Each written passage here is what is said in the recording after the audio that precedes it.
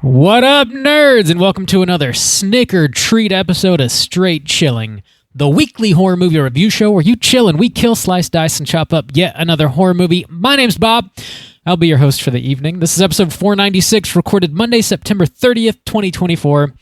Tonight we're talking about not one, not two, but three Halloween specials from the 90s Nickelodeon era. They are Pete and Pete Halloweenie from 94, Rocko's Modern Life, Sugar Frosted Frights / Ed is Dead from 95, and Hey Arnold, Arnold's Halloween from 97. Before we get into it, let me introduce everyone else on the show. First up, calling in from Washington, D.C., we got your boy Randeezy. What's up, man? Pumpkins. Happy Halloween! It's all happening. It's time to go. It's go time, as we just discussed. It is go time. Justin said that earlier with all the enthusiasm of somebody who needed to go to the DMV. It's go time. Last but not least, Soju it's calling in. You know Soju. We're all here. We're all doing it. Let's go. Oh, what up? It's your boy Snick Stains, as if. Am I right, boys? Gut Booyah! Clam trick or treat, trick or treat. Nice. Halloween is so crunk. Am I right, boys? Crunk. I don't even 95. I don't even know if that was that's like a 2000. That was not a 90. No, that was like one single year, and it was when we were in high school, not when we were children. Dude, I saw T-Pain has a Rally's like burger meal you can buy. I saw that. The celebrity meals are taking over, baby. Oh, snap. Can't wait to order the John Goodman poutine special at Arby's. It's a bucket of poutine for my boy John Most Goodman. half gravy, please. Want them fries floating. Sounds fly. Whoa. Wow, that's bogus. You're killing it. Oh, you're killing it. Yeah, we're talking about 90s Nickelodeon shit. Boys, Justin, it's already October for you. Rainey and I have a few hours left. We got some pumpkin beers. This is my first pumpkin beer this season. I'm cracking it open. I've never had this before. It's called Paranormal. It's an Imperial pumpkin ale from Flying Monkey Craft Brewery. The can looks pretty cool. I don't know. That's a dope ass can. That is a cool can, yeah. Yeah, so we'll see what this is all about. Ooh. I'm going to have me a heavy sales beer, Greater Pumpkin, which, Justin, you say you've had before, but it's a first for me. I'm pretty sure that's the one I really like. Bob, you've saved me some before. Isn't that the one I really like? Yeah, you do enjoy that one. Okay, that's the one I like. Rob keeps tabs on that sort of I always ask him to save me some. I recommend this Flying Monkey Paranormal shit. It's very good. It's delicious. Yeah. What's the skew on it? What kind of beer is it? It's not overly sweet, which I feel like a lot of these can be. It's definitely got a strong pumpkin flavor with a little bit of the spice, a little bit of the like baking spices, but it's pretty damn drinkable. And it's like it's pumpkins. A 10%er too, so she's not playing. She's not totally playing tubular, brother. Wow. Jesus Christ. brother. I really just I know. Totally. That's groovy, Kimosabi. The 90s lingo, Fantastic. Yeah, mine is some like I guess you guys have had it, but it's it's kind of heavy, I think. Feeling, at least to my taste. I'm not a big beer guy, so I have a bad palate here, but it's aged in bourbon barrels, and that's kind of the thing that's putting it over for me. It's pretty good. Yeah, I like it. Yeah, it's nice. It's got the pumpkin spices and so on, but bourbon barrel aged goes a long way for my flavor palate. Oh, yeah. Fancy boy. Oh, yeah. I know. Fancy pumpkins. Doesn't hurt. Well, cheers, fellas. It is indeed go time. Let's go. Tackle some housekeeping. Let's go. Let's go. Let's go on vacation.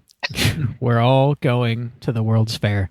Let's tackle some housekeeping real quick. So we got a few hours left on the October poll here. And I'm pulling it up right now because there was a tie last I looked, and I want to see if that's still true. And it is still true. Okay, so, yeah, we got our triple features you guys have been voting on all month. Today has been Anarchy on the Slack channel. People have been changing their votes literally all day. And I think all three have been in first place throughout the course of today alone. So right It's now, been oscillating. Lost and Found is in third place with 31%. It's only losing to the other two by a single vote because they're tied at 34%. Thrill Me and Ghastly Ghouls are currently in first place. So we'll see if the tie is broken before midnight. If not, I don't know. We'll flip a coin or some shit. I don't know. I'm just gonna try some like eBay last minute runoff sort of bullshit. I know Who's in charge of this anarchy? Let me get him on the horn. Dude, I'm looking at Logan. Let me set him straight. Hello? Let me set him Bohemian straight. Grove? Can we put a stop to this, please? Logan woke up and started things going, I believe. So Oh, God. I'm gonna blame her. Oh, God. Oh God! But We hate it when people are interested in I our know poll. when they participate in our shit. Why? So we're talking about 3 movies. Depending on which theme wins, we will announce those 3 movies, I guess, next episode, because we don't know who's going to win. So, but at the time of you listening to this, it is October. That means the October poll is closed, and the November poll is currently open on our Patreon website. If you guys support us at the $5 level or above, you get the chance to vote on a movie we're talking about this November. The theme for November is Grim Gatherings. And the 3 movies you're voting on are Cheap Thrills, Rope, and The Sacrament. Whoa, Yeah. Bob. We don't know how You don't have those a follow-up numbers are tab, do you? looking. Yeah, the numbers don't exist yet for us. They look like zeros. But it's up there for you right now to go vote on. So go vote. Do it. Go vote. This Run. is the month to do it. Yes. Well, I guess. Yeah. Well, yeah. I guess. Well, It's about to be, but let's lean into let's just lean it on backwards a little bit and enjoy our pumpkin season. Pumpkins. lean it on We got pumpkins going. We're dropping mini casts every single Friday throughout the month of October. Are If you we guys- insane? Yes. Yes, we are insane. So, October 4th is going to be the first drop here. We're talking about Simpsons Treehouse of Horrors every single Friday over on our Patreon. First up is going to be Treehouse 15. 15. Insane. Whoa. I know. Whoa. That means we're going to reach all the way to 18, 15, Yep. 16, 17. 18. Yeah. That's how math works. Yeah. Damn, dude. 18, which is nuts. We have gotten too old at this shit. We got our boy Warren from The Simpsons. How do we do it? The Simpsons is greater than Have you heard of our podcast? Sitting in with us for all 4 of those. If you guys are into The Simpsons at all, definitely check out Simpsons is Greater Than, because Warren is super dope and knows a lot about them. You wrote the book on it. He literally wrote the book on The Simpsons. Buy it. Mm-hmm.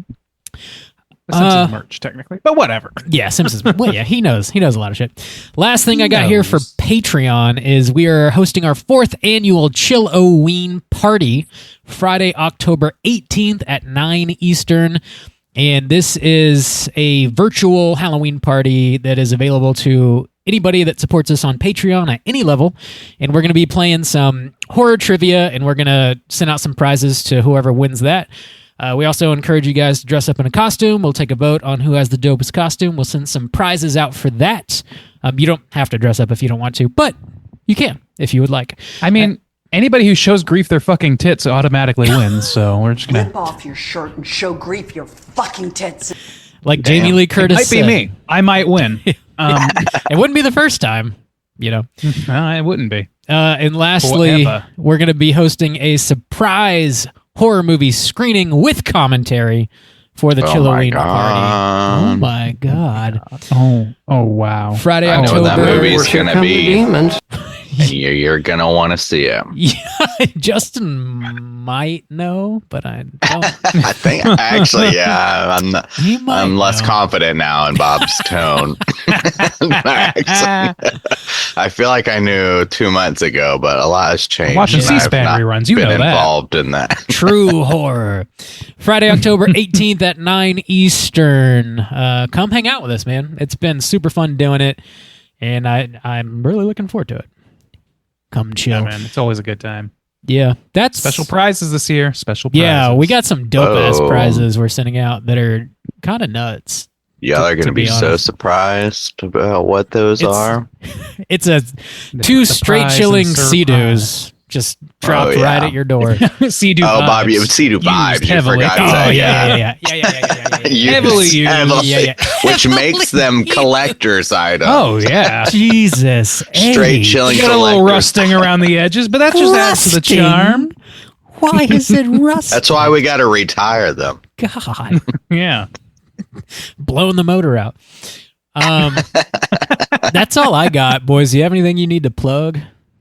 Oh, man, not a thing. No, I think this house is Bob. clean unless you got anything else, Bob. Nah, squeaky. This house is clean. All right. We are talking about 3 completely different things, and we're going to kick it off with the back of the box. What's on the back of the box?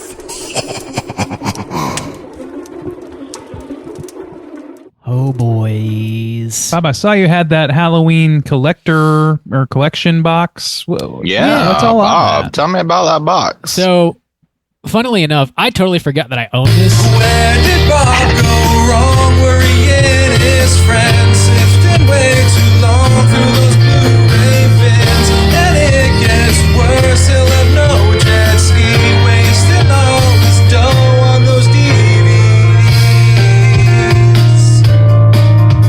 So this little DVD right here yeah. is you can find it on eBay for like 15 or 20 bucks, I think. I bought this like a goddamn 8-9 years ago. I totally forgot I had it. And when I it sat was down, only $3, that inflation will get you. it'll get you. I was like, man, I Just don't know. one silo of DVDs Bob had access to. I didn't want to like get the free trial of Paramount or whatever the fuck to watch these, and I was like, fuck, man, like where am I going to watch these? And then I remembered I had this, and so yeah, it's got just a I bunch had of to dig through. dig through my ditches of DVDs. Boxes to find it, but these I got it. Vision wasters, you know. Yeah, this is a collection of Nickelodeon Halloween specials. It's got a couple Hey Arnold episodes, some Angry Beavers, some All Real Monsters, some Rocko's Modern Life, and some Cat Dog. And it's called Out of the Vault Halloween. And I recommend it, man. They've got a few of these that are all like Halloween specials from Nickelodeon. That's cool. This is the one from our time. They've got some more like current collections too, but Dude, maybe next Super year, cool. All Real Monsters is might be on the list. yeah, that could be cool. Damn, I forgot about that. Some fucking Yeah, man. Cat Dog. I'm not gonna do the plot for all 3. I figured we'll just like do them as we go, and just consider this like a blanket spoiler warning. I mean, they're cartoons. There's really not much to spoil, but you know, we're gonna talk about them in their entirety. Wow. Way to respect the craft, Rob. I- Jesus Christ. Oh, my I've God. really given up, Please don't start. dude. Place all That is a fucking crucial bump. Way to go, Randy. I applaud that. The whole Bob Miriam thing and Hey Arnold is fucking hilarious, but I guess And dark. it is Yeah, kind it's of quite dark. We got to yeah. get there. We got to get there. We'll We'll get get there. there. Yeah. God damn, dude. The things you miss as a kid. Okay. So yeah, we're kicking this off with Pete and Pete. We're gonna go in the order of their release. So Pete and Pete, the episode is called Halloweenie.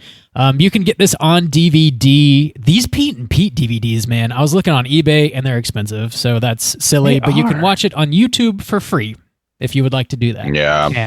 I will go ahead and say that I had no problem finding any 3 of these on the internet. Nice. These are much Okay. loved properties, and our generation knows how to get that shit through the firewall. Yeah, it was For easy. sure. Yeah. True. I have this Pete and Pete DVD set. Like I bought it when it was brand new. I was psyched to get my hands on this fucking blue set or DVD set rather. So like, and Halloweenies is the thing that absolutely gets the most turn on that thing Oh, for yeah. sure. Oh, yeah. Good shit. Annual viewing for sure. So this is from season 2, episode 7 of Pete and Pete. It originally aired on October 30th, 1994. Plot synopsis brought to you by me is as follows. Big Pete loses his Halloween spirit while Little Pete attempts to break the record for most houses trick-or-treated in one night. Meanwhile, the infamous Pumpkin Eater Gang once again causes chaos on Halloween night, and if they aren't stopped, this year will be the last Halloween ever. Oh God! Gut buckets. Jesus Christ. Vengeance will be mine, blowhole. Hell yeah. Blowhole is a very underused slur. I agree. Slur might be not the right. That might not be the right term. But I don't know. Cut down, curse. It's not really cut a curse. down. Now that's a '90s term. I'll go with that. Sure. Cut my. There we ass go. That's down. thematically appropriate and not at all just us being old. We've all seen this before. I know we have. Silly question. Would you recommend folks check it out? Ray and Deezy, kick us off. Without question. Without question. I mean, like, listen. There's no question that everything that we're going to talk about tonight is going to have like a little bit of rose-tinted glasses on us. But Pete and Pete is legitimately one of the most interesting things produced on our era of broadcast television for kids. It really kind of let loose. It started as fucking commercials. Like it's a really strange property in and of itself. And it does this interesting shit with Halloween. It's like one of the more like Halloween holiday centric specials that I can think of. You know what I mean? Like a lot of like sitcoms, like modern sitcoms or whatever, they'll do a Halloween episode and it's usually relegated to like a situation is happening and they're dealing with it and it happens to be Halloween. This is definitely one that feels Halloweeny to me. So I recommend it. It's got the vibes. Right Not the on. Sea-Doo vibes, but it's got the vibes. Juice, what about you? Yeah, I would recommend people check this out. And I think I should set this up for the rest of the show because of like how the discussion's going to go. But like, it was interesting because I actually didn't have a hand in picking these for this episode. And so the ones that like came to me, I hadn't considered them, or they're not ones that I've been like contemplating for a while, or ones that I revisit often. So I'm going to be coming at all three of these from like, wow, I haven't seen this in a really long time. I haven't like really thought about these for a long time. And I feel like the reason I said that is because for Pete and Pete, I feel like this is the one that I feel is most able to be visited and stand alone in its own kind of world. Because with a lot of these sitcoms, or like with a lot of these shows, it definitely helps to kind of like know the characters and their quirks and their relationships with everybody else and stuff like that. So if you've like never seen an episode, it could affect you. But I feel like this one particularly like just tells a story that's pretty easy to follow of growing up. You know, of being too old for one person, being friends with somebody who's like too old for Halloween and somebody who's still in it and still appreciates the magic of it and stuff like that. And I think it represents that kind of like story really well. So yeah, I would recommend people check this out. And it is like the essential 90s time capsule, this fucking show. It's fucking insane how much it captures the early 90s. Yeah. But yeah, Bob, would you recommend people check this out? Oh, absolutely. Yeah. Big time nostalgia on probably all three of these, really. So, you know, take it with a grain of salt, I guess. But it does have like big time Halloween vibes happening. It's it's a silly kid show, but it's got a lot of interesting stuff going on. And I love it, man. I don't know that I can like fairly recommend it because I just love it so much. But like, yeah, you should check it out if you have any interest in like weird kids stuff from the 90s. Yeah, it's great. And since it's so easy to watch, why not throw it on? It's like 23 minutes or something on YouTube. Check it out. Yeah. And it's got the vibes. Oh yeah, big time. Vibes, Big time Halloween vibes for sure. How many times are we going to say vibes? The fucking intro music on this show is out of control. Yeah. Fantastic. Dude, I'm like gonna say it made Sandy me. song or Yeah, I just your dog by Yeah. yeah, that's what I thought. Okay. I was just confirming. Yeah. So having not seen any of these, one of the things I was going to bring up for all three was the theme music, because this one is the one. It's kind of weird that we're starting with this one, dude. As soon as, of course, it starts off with the music, dude, it made me so sad in a like huge nostalgic way, in just But even like the 90s, they kind of got that vibe of, you know, it's kind of upbeat, but it's kind of like I don't know, dramatic a little bit. It's got some already kind of built in, like, I don't know, but just listening to it just transported me back, and seeing the intro too, just like the kid going in the car and sticking his head out the window and like driving the, little Pete driving the lawnmower and stuff. Oh my, it was like, dude, oh my God, man. It's nice. Really good. It's what you're feeling is really good. This is the passing of your former self. Is what that is. I'm mourning the death of my childhood. I understand, but also I hate to break it to you. We're old. Yeah. Well, big nostalgia. I love like the just weird random shit that seems to happen. Like little Pete has this like pinup girl tattoo called Petunia. Iggy Pop, and she's in the intro. Yeah, Iggy Pop is just in this somehow. Yeah, dude, a lot of musicians are in like the run of this show. I can't remember them all, but I watched some like retrospective video. It was like 5 minutes long or something on I think it's a channel called Knickknacks or something like that. They do like short like retrospectives, and I watched one on this show, and it was like an incredible list of very like well-known and also kind of like strong cred people. Like Iggy Pop coming on your fucking kids show and making a joke about being a stooge is one of the greatest things that can happen to a person, I think. I don't know. It fucking rules. And there's just like dozens of people like that in the mix. Yeah. I love sort of touching on what you were talking about here, Juice. You've got like Big Pete and Little Pete, and it's sort of like tackling Halloween in two different transitional periods of your life. When you're younger, you get really excited about like going out trick or treating, dressing up, getting the candy, stuff like that. You get a little older, preteen, teenager, whatever. Maybe you don't want to do that little kid stuff. Maybe you want to sit at the house and just listen to Pearl Jam or whatever, or maybe you want to do what like Endless Mike and his fucking crew are doing and like go out egging and like smashing pumpkins and causing chaos and shit. And like both areas of those I guess like like tackling Halloween in like these different ways. There's like nostalgia for both of them for me. So like watching this is like, I don't know, experiencing it in both of their situations, and it just I don't know. Yeah, it's childhood. It's just childhood. Yeah, that's the thing is like if you change the theme of the reason I said this works so well is because if you change the theme of Halloween, it's to anything, to life, it still works because that's the whole idea is of just putting away childish things and feeling like you need to, because he doesn't necessarily have a reason why he even goes into this monologue of, I used to get like really excited and stuff like that. But now every thing that he does, he's so self-conscious about, putting on this. He wants to help his friend, but in doing that, he's so self-conscious about it, and he's not enjoying it at all. He's just doing it out of a loyalty, an obligation, and he's constantly worried about like what other people are going to think about it. And his peers, is her name Ellen?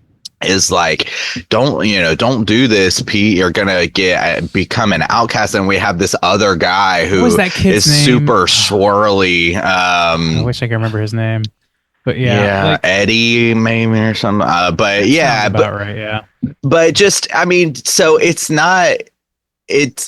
It's taking just a life lesson and then also making it a Halloween thing, which applies well because it is got that thing of like, are you because that is a common thing for Halloween. Are you too old to trick or treat? Are you going to give somebody who's older than this age candy, stuff like that? Who's going to dress up and stuff? Or it used to be. I don't think it is anymore, but I don't know. I think it works so well on that level. Are you guys trying to think of Ned Richmond's name? Ned Richmond, yeah. The guy who gets like basically totally made fun of in they tie him to a tree upside down or some shit like that. Endless Mike and his crew, the Pumpkin Eaters, like torture him for going trick or treating because he's too old, and like Big Pete's worried about that happening.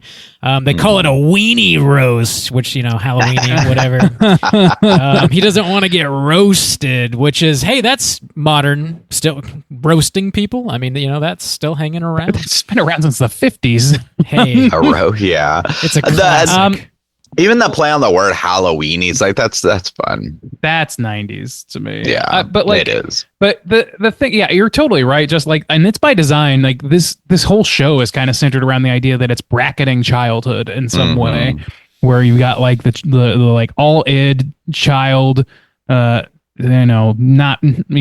rebellious against the parents for no particular reason, just to do it, like and then the teenager who's just like starting to become so self-conscious about everything is filtered through a social lens. Like, I think that's true, and I think this like whole show is like entirely centered on that whole thing by design. Like, Will McRobb and Chris Viscardi are the creators of the show, the writers of the show, and I'm pretty sure that's like on the record, like something that they were trying to do. So we got this like kids just like excited to go trick-or-treating, get as much candy as possible, get sugar wasted as crazy as fuck. And then you've got your teenager who's like wants to reject it. And there's different forms that rejection can take. They're like, when you get to teenagerdom, there's basically 3 types of teenager in terms of how they react to Halloween. There's the teenager that still wants to embrace it, but like has to hide away from it, like Ned, who gets roasted. You've got Pete, Big Pete, who is like terrified of embracing it at all for fear of becoming a pariah like Ned. And then you've got Endless Mike and the Pumpkin Smashers. Fucking Endless Mike, I love that name. I know. so fucking funny to me. But like, you've got him. He's embracing Halloween. He's just doing the trick part of it. Like that's like we did like when we were in high school and stuff. We did like pranks sort of shit. You know what I mean? No, we like didn't. Nothing. No, never. Not traceable.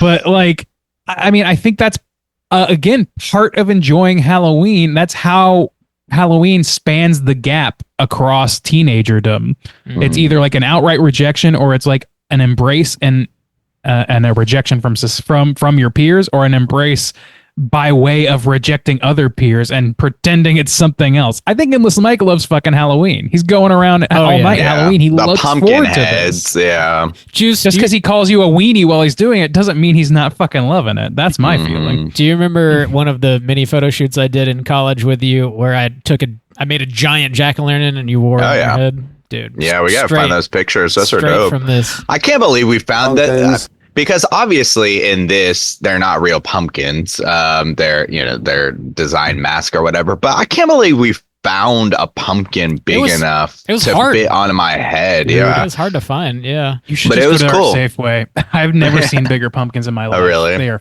fucking massive. Damn, steroids. How many, definitely all bigger than my head. How many houses? What do you think your record is for houses visited on Halloween for trick or treating? I honestly have no idea. Yeah. I would have no guess. Like it was never it was just whenever mom and dad said we have to go. Or you do the neighborhood, one more street, really. Right. Yeah. I don't know. I don't know. 30, 40, 50 houses max. Like I can't even imagine really maybe even hitting that number. That's just a complete spitball. Yeah, they're trying to hit 375, I think, in this, which like God knows. That would be so if you hit much 100, candy. that would be insanity, but that would be insanity. Yeah. But also too, I mean, that's the funny thing about it. Everything works so well. He's got this little friend. I can't remember anybody's name. Yeah, Nona. And she, really looks up to him and she's going to help him. But his whole thing is, it's not even necessarily about the candy. He's like, the fame. I'm going to be famous. And just these childish ways of thinking. There's something so precious to it, especially the way that they play it off, because he's this tough guy. He's got a tattoo or whatever. But you're right. His way of thinking is so preciously childlike. but played through this like weird kind of like pseudo adult lens. But yeah, he's like the local fame. Like nobody cares about that. That's not a thing. How many houses you went to, like that matters to anybody. Like that does anything for anyone's life. It's just a precious thought. I love that sort of aspect of it. Like the way.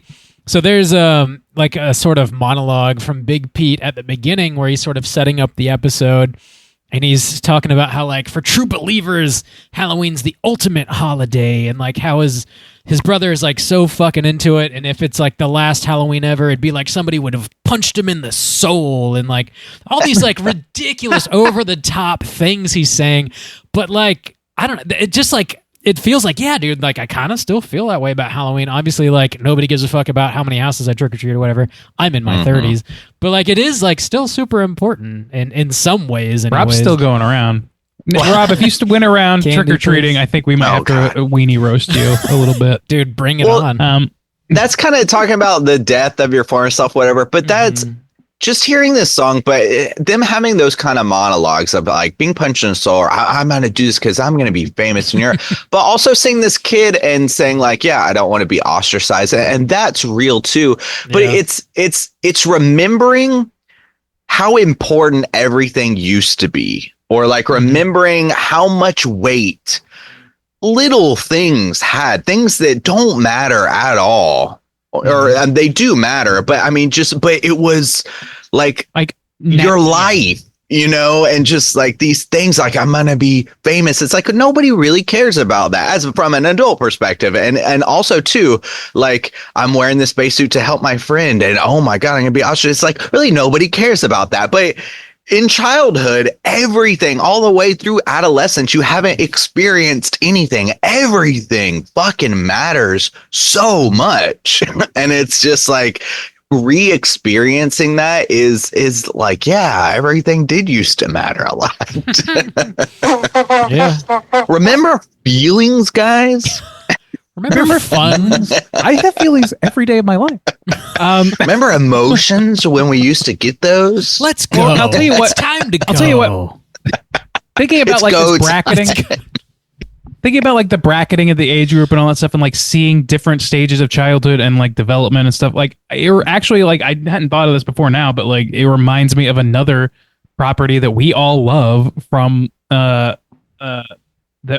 that is very fall centric, which is Over the Garden Wall, which has two protagonists that are essentially like around the same ages, a little bit different in character, of course, but like they're still like one is very focused on like fitting in and being socially this way and not that way and being terrified of being ostracized. And the other is just like complete free spirit, doing what the fuck he wants, not thinking about anything. Certainly not too hard. I don't know. Like there's like a bit of a boxing in that happens as your world grows a little bit, like you box yourself in because you need to fit inside the world as you discover what the world is made of and where the walls are, where the barriers exist. And you're terrified to cross certain barriers, and other barriers you're destined to cross, you gotta cross. And they're especially parental and authority figures. But with your peers, with the people that, you come up with that are, you want to be the next one. You want to be the person that's advancing, not the person that's lagging behind in that development. So you start to like just like follow the stream and start like schooling up in a school of fish. And then eventually when you become like college age or whatever, there's a bit of a loosening of that. Not entirely, but you start to realize how stupid it was for you to think, how stupid is it that I can't enjoy Halloween? And you go back to it. So like, I think that's a really interesting, I just think it's a really interesting way to frame a show about Halloween, especially when it's geared towards kids. They don't like, I wouldn't have recognized any of that, of course, when I was a kid. That's what makes this one maybe my favorite of the night, is just like its ability to span all of those gaps and really speak to just the experience of growing up, which if you're lucky enough to get to our age, you've experienced. Yeah. Yeah. Well said, man. I don't know. Anything else you guys want to touch on with this one? I'm not trying to rush us, but we got a couple others. Yeah, I mean, just the music throughout, I really dug. It really is like it's a time capsule of like that time that exists right before technology kind of blew up. There are other times that represent their times, 80s and stuff like that. But this is the fashion, just the style, the opening music, obviously the music throughout, and it just, I feel like dude, that shit makes me so sad. Nobody will ever know what he's really saying in that song. No, but yeah, I feel like it captures the early 90s, like until 95 or whatever. It's so well. It represents it so well. It's mid 90s as fuck for sure. Yeah. And also, speaking of the music, you guys are the big Halloween music playlist guys. The song that stuck out to me in this one, because it's also in Rocko, and I know it's in several kids cartoons from when we were kids, is one, I have it written down somewhere. Shit, where did it go? Okay, Little Symphony's Spooky Scherzo by Sam Fontaine, something like that. So that song that goes that song is like distilled Halloween fucking. I can see the colors of Halloween when I hear that song. You know what I mean? I see black and white diamonds and black cats and all that shit. It's the fucking best. So I wanted to call that out. Nice. Otherwise, I'm good. I don't know exactly what the name of the song is, but during the end credits of this, there's the hook is like waiting for October. Maybe that's the name of the song. I don't know. But it's also a great Polaris as well. That was Polaris too? Okay, damn. Polaris did like any of the modern sounding songs in this. My understanding is throughout the series is just like one Polaris album that never got released until after kids grew up watching the show, and then they wanted it to be released. Yeah, and they wanted to hear it, and they're fucking incredible songs. The long con right there. Damn. That's crazy. Dude. I don't think that they think of it that way, because I don't know if they got a whole lot out of it, but they get the following, and God knows I'm a diehard. So Sega Jimbe. All right. Say a prayer to Jimbe is the lyric. We all know this. To your God, Jimbe. Let's rate this out of 5. Randeezy, kick us off. Oh man, I'm gonna not try to be objective. I'm just not gonna try. I'm gonna give this a 5 for Halloween specials. This is an automatic go-to for me. It's a 5. I'm grading it on. I guess you can call that a curve, but I'm not putting it up against The Thing or anything like that, but I am putting it up against other specials and other Halloween-centric properties. It just fucking rules. It brings out that spirit in me hard, and it also, like, I guess it's by way of tapping into the childhood in me. So I love it. Yeah. Juice, what about you? Yeah, it is kind of hard to rate, but I guess in my mind there are a few series or even specials now that I feel like I really crave to watch around Halloween. Over the Garden Wall being like number 1. So if that's the gauge and that's a number, that's a 5-star or whatever, like I have to fucking watch this every Halloween.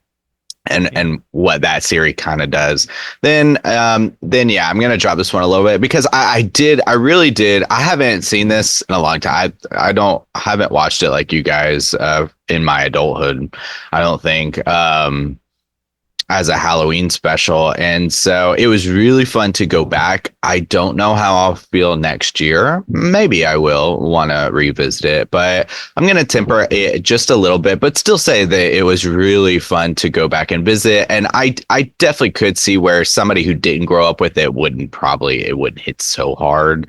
But I'll give it a 4. It was really fun to go back and revisit, honestly. Go back and revisit some. Yeah, but in the good way. Bob, out of 5, where are you going to rate old Pete and Pete? I'm in Randy's boat here, where like I just can't really be objective. I just love this thing. I don't watch it every year, probably every other year, I would say. It sort of immediately just implants that sort of childhood Halloween spirit. Like as soon as it starts, I'm just like right back there, man. It's just, which is like just because I watched it as a kid. So I still think you could get some enjoyment out of it if you didn't grow up watching it, but not in the same way. It's just, I don't know, man. The way it hits is just, it's hard to beat. It really is. It gets me so fucking jazzed about Halloween when I watch it. Like so excited about it. So yeah, it's a 5. Like I just couldn't. I don't think I could give it anything less. But that's going to put our aggregate for this at 4.7.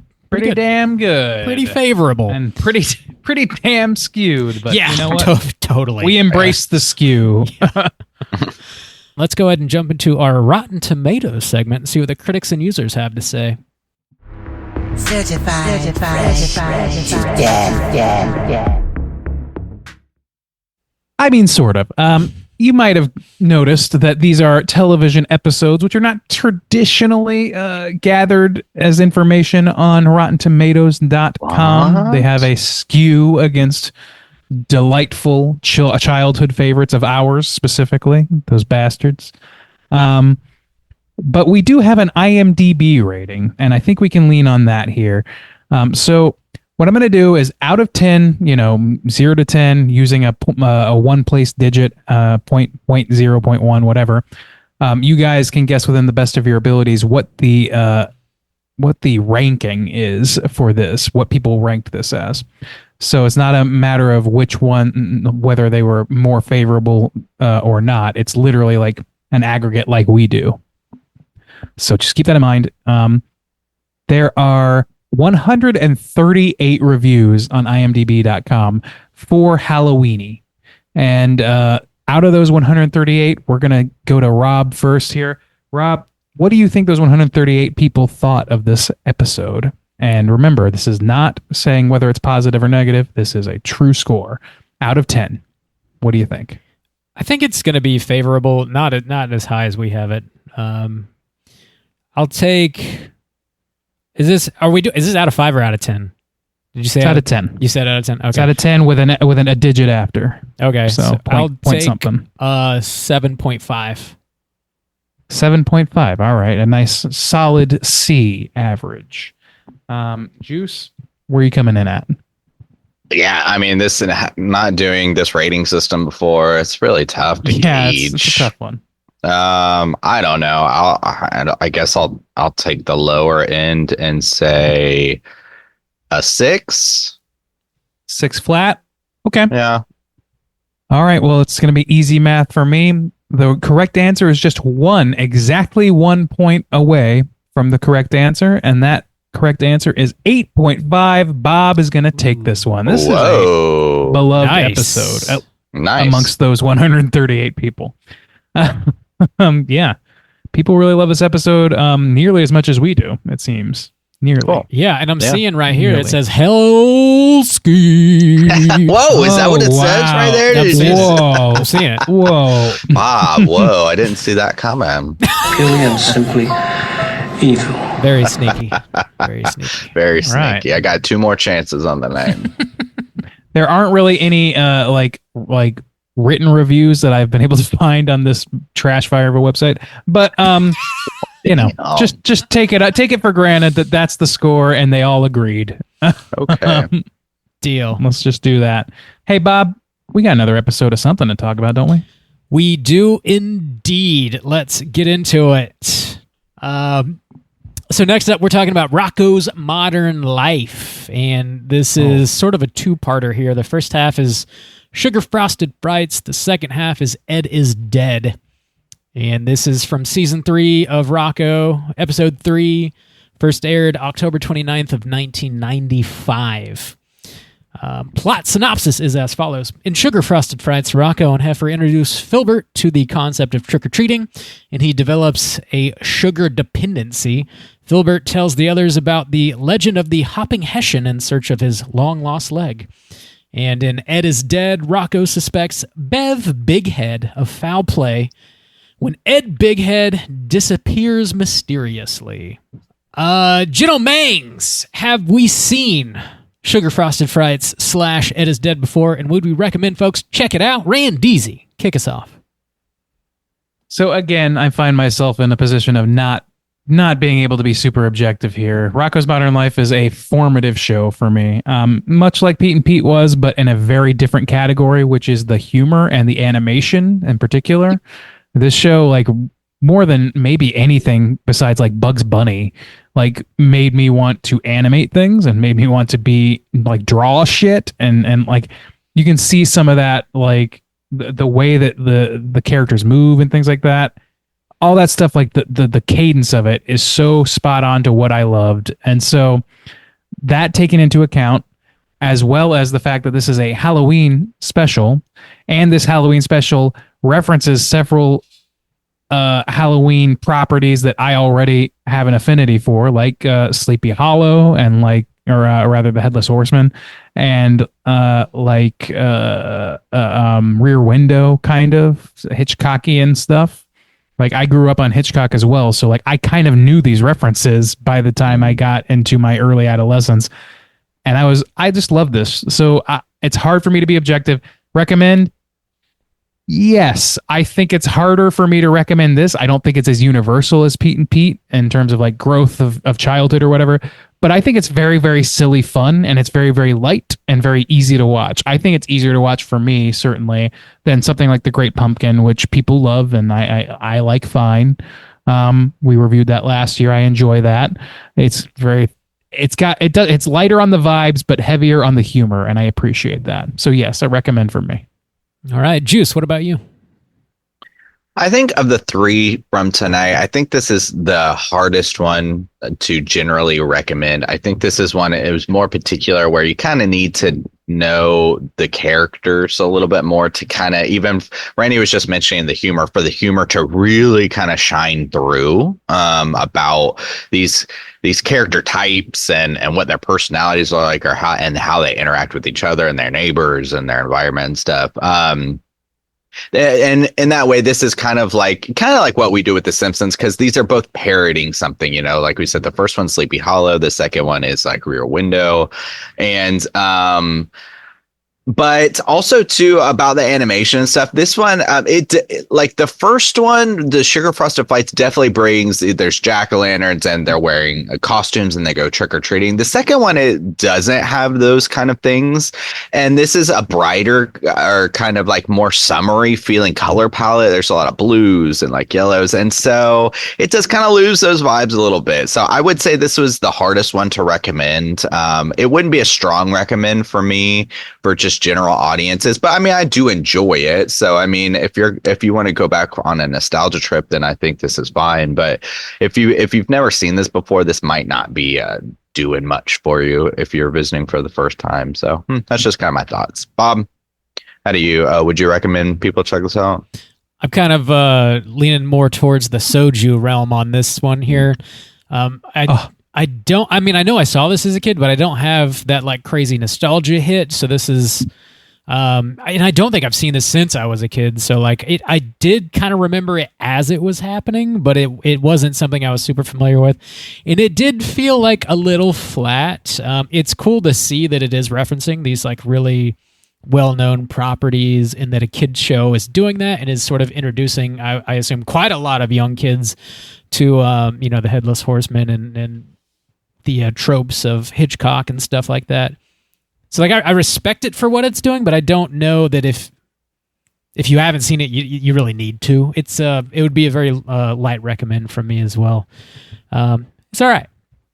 So there you go. There, take that for whatever it's worth. There you go. Maybe watch it. There you go. Yeah. But let's get into the first half here. Sugar Frosted Frights, which definitely has more Halloween vibes, like you were hinting at there, Juice. And is the more enjoyable half for me, I think, for sure. I agree.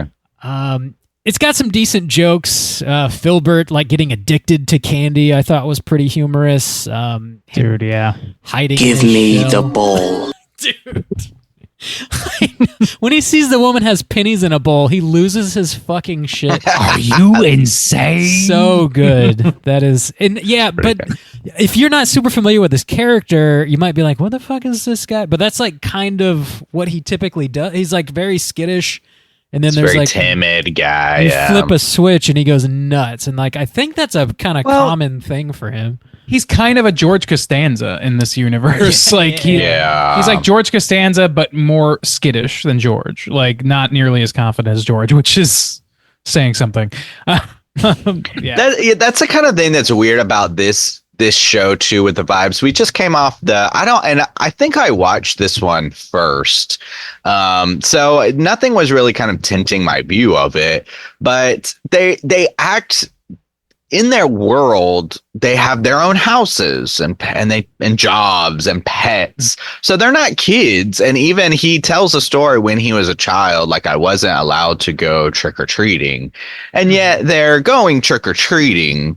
And so even just the whole dynamic is kind of off. And to kind of actually, this wasn't something I thought about until I think Bob just mentioned it, but I was thinking about things like The Simpsons that parody this, or that parody. Oh my gosh, that do things that represent like the horror realm. And it's interesting because there is a Simpsons episode that also did Rear Window, but it's not a Treehouse episode. It's just a regular Simpsons episode. True. And which makes it better. Yeah, and it's set in the summertime because there's a pool. Bart accidentally breaks his. And it's called Disturbia, actually. Oh yes, that's yes. Shia LaBeouf, famous Simpson character. Yes. So there are other things representing that particular property, but the thing about the Headless Horseman is I couldn't watch Friday the 13th or The Shining or all the things that the Simpsons were doing at the time, but the Headless Horseman was a cartoon that I saw as a child. So I was familiar with the Headless Horseman. So I didn't need Rocko's Modern Life to introduce me to the concept of the Headless Horseman. So I think that kind of takes a little bit away from it as well. Really? I did. I don't think, because so that's another thing that we reviewed on our Tricks and Treats episode last year. Yeah. And I don't think I'd ever seen it before then, or at least I just did not remember it. So I think this was my introduction to like the Headless Horseman and that whole kind of thing. This is rare. I have 3 very different experiences with this. Go ahead though, Bob. Finish your thought. That was it. What was your experience? Well, my experience, like I was very familiar with the Headless Horseman. They played it in school, like when the teachers needed to grade shit or whatever around Halloween. They would play that shit, and we loved it. You know, to me, this is like it's a parrot. It's like when I read Stinky Cheese Man, and they took like the fables that I understood as being like, you know, the gingerbread man, and did a twisted version of it. It's a parody. I love that shit. This led to me like loving Weird Al and shit like and Mystery Science Theater, and just like being irreverent comedy. That's what this is for me. Like, I understand. I didn't need it to introduce me to anything. It wasn't to introduce, like, it's intentionally skewing. If it wanted to introduce me to the idea of like Washington Irving's Sleepy Hollow, it did a poor job of that, because it's talking about the hopping Hessian instead of the Headless Horseman. I didn't know what a Hessian was. I had to look it up today to make sure that I understood what it was, which is a German soldier who served as auxiliaries in the British Army in several major wars in the 18th century, most notably the American Revolutionary War. So they did that. Everybody no. Well, they did that in the Sleepy Hollow movie, because that's what Christopher Walken is. Right, yeah, that's true, and that's probably what it is in the Washington Irving book. But I didn't read the Washington Irving book. I knew the cartoon though, and so I knew the story generally. I knew Headless Horseman. I knew HH. I knew you can't cross the bridge. Yeah. I knew that he's going to throw a pumpkin head at you, and this he throws his leg at you, which is actually a guy named Gordon, as it turns out at the end of the episode, who's just a roommate he used to have who likes to help out the ghostly Hessian, and they're just buddies. I love that. And then at the end, it's like, oh, they're just actually friends. It's like they even do a little parody of Charles Dickens at the end, where Filbert comes out and he's like, young boy, what day is it today? And does that whole thing. It's Halloween. The ending of this, for some reason, was the thing I remembered most clearly, because I think it did actually kind of freak me out a little bit when I was a kid. I guess really? that's why I remember it, because like they're watching the slideshow of all these pictures of everybody on Halloween and how they got scared by the hopping Hessian and all this stuff. And then Filbert walks in and he's like, wait a minute, who took all these pictures? And they all look at each other and they're like, that's the end. And I remember that like really sticking out to me as a kid. I was like, fuck, like who was taking all those pictures? Wow. That really fucked your mind. in this cartoon that someone drew. Right. Well, I was also, a silly child.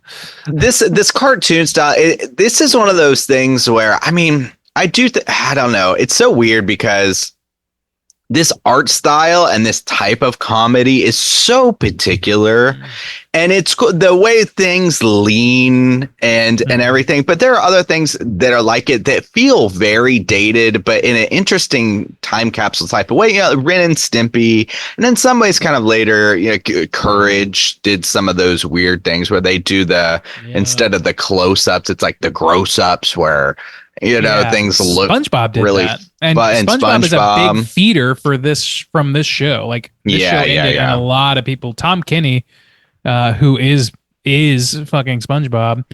Who did he play? He's a bunch of characters in this. He's Heifer. The guy who plays Rocko is fucking. Oh God, I can't remember his name, but he's the Taco Bell dog, and he's also in Reno 911. He's one of the officers. With the shorts? Reno 911. No, he's not Dangle. New Boot He's one of the Goofin? other guys. He's not New Boot Goofin. Damn. The guy, and also there's a lot of crossover with this and The Simpsons. There's Tress MacNeille is in this. Fucking Maurice LaMarche, who plays he's the I'm sorry, that's later on. I'm sorry, that's Hey Arnold. Hey Arnold, actually. Yeah, I'm sorry. But Tress MacNeille is in Hey Arnold as well. But there's like a lot of like crossover with these voice actors. This was back in a time when like a voice actor was a voice actor and a screen actor was a screen actor, and you weren't hearing Jim from The Office in every fucking commercial. You know, like it was just voice actors got to do things. Fucking Mr. Lawrence is in this, and he plays Filbert. He also where is it? He plays Plankton in SpongeBob. A lot of that crew, a lot of that animation crew too, transferred over to SpongeBob. So important to note, I think. Nice. Anything else you want to talk about this first half before we carry on to Ed is Dead? I just really love it. I really love Filbert freaking out and like gnawing on a fucking gravestone and shit like that, and the way he suctions up the two jack-o'-lantern buckets of candy. Like that's the animation shit that I love. Fucking Rocko getting just a shit ton of candy lodged into his face, and then kids pull his eyeballs and shit off like to get the candy off. I love that. It's like weird semi gross out humor. I love it. That's all I'll add. Cool. Well, let's go ahead and rate this thing. Should we rate them like as a whole? Yeah. Should we do that? Thought so. We watched them. Let's do that then. Let's carry on to Ed. Because they're both horror. They're not both Halloween, but they're both horror. Yeah. All right. We'll do that. So it's got sort of like a Hitchcockian type introduction where like Heifer's doing the Hitchcock thing.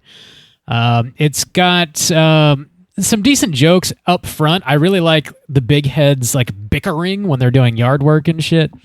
Rocko accidentally grabbing Bev's leg, and she just literally lifts him up, and Ed is like, stop picking up the neighbors, like, cause I forgot how flirtatious that character was. Like that was a weird thing. I mean, like you said, leading like into SpongeBob, Bikini Bottom and shit. Yeah, true. They live in Bikini Bottom, but I mean, this one is definitely got the adult shit going on. Not in this episode, but there's literally like Rocko works a sex hotline at one point, and answers a call. He goes, "Oh baby, yeah, oh baby, oh baby." That is insane, dude. It's fucking insane. There's a fucking restaurant called Choky Chicken. Like this is a show that should not have existed for us, and it's the reason I have such a foul mouth now. I blame Joe Murray for that. I blame my parents personally.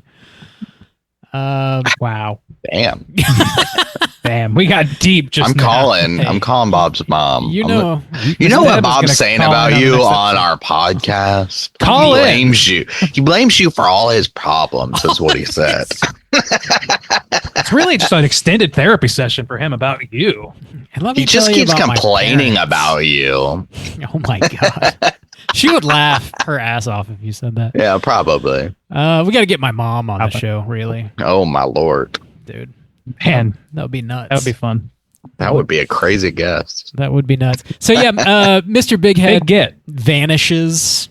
And yeah, there's a bunch of like weird situations where it's like Rocko goes in the house and he finds a bunch of like yard tools in the bed that they like to sleep on for some reason. But everything is like in the shape of Ed Big Head. So he like pulls the sheets back and expects to find him dead, but it's not him. There's like a couple other situations where that happens where you get like a It's an fake out. edge-shaped hole in the backyard. Because yeah, The That was a edge-shaped pretty grave funny he gag. watches. that Yeah. she digs. Huh? It's like the edge-shaped grave that she digs. It's like perfectly his Yeah, that's body. nice. Yeah. Yeah. You kind of do that same bit as like Austin Powers, but less sexual, where like it's like the silhouette of characters and the things they're saying makes it Yeah. look one way, but it's not. It turns out to be, but like you see, like, oh no, God, Bev, don't do that, don't do that, and she's like stabbing with the trowel or whatever.